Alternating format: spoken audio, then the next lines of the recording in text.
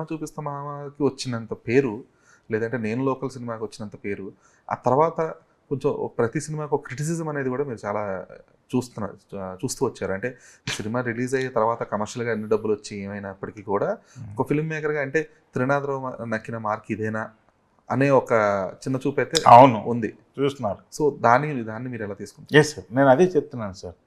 మేము వేసుకొచ్చిన తర్వాత సినిమా చూపిస్తున్నామంటే నా మైండ్ సెట్ చేసుకునే కారణం ఏంటంటే నాకు డబ్బులు వచ్చే సినిమాలు తీయాలి, డబ్బులు ప్రొడ్యూసర్గా మనీ రావాలి, అందరికీ ఎండ్ ఆఫ్ ద డే అందరూ హ్యాపీగా ఉండాలి అన్న మైండ్ సెట్ చేంజ్ చేసుకొని నేను సినిమాలు తీయడం మొదలుపెట్టాను. సో నా రూట్లో నేను కరెక్ట్గానే ఉన్నా, అంతే కదండి. ఇది కామన్.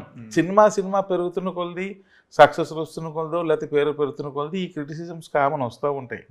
ఇవి ఎప్పుడు వస్తూనే ఉంటాయి, ఇవి వీటిని ఫేస్ చేస్తూనే ఉండాలి. బట్ నేను ఏదైతే అనుకొని స్టార్ట్ చేశానో ఆ రూట్లో ఉన్నాను.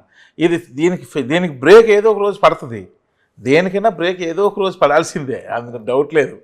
ఆ పడిన రోజు మళ్ళీ నా మైండ్ సెట్ చేంజ్ చేసుకుంటాను.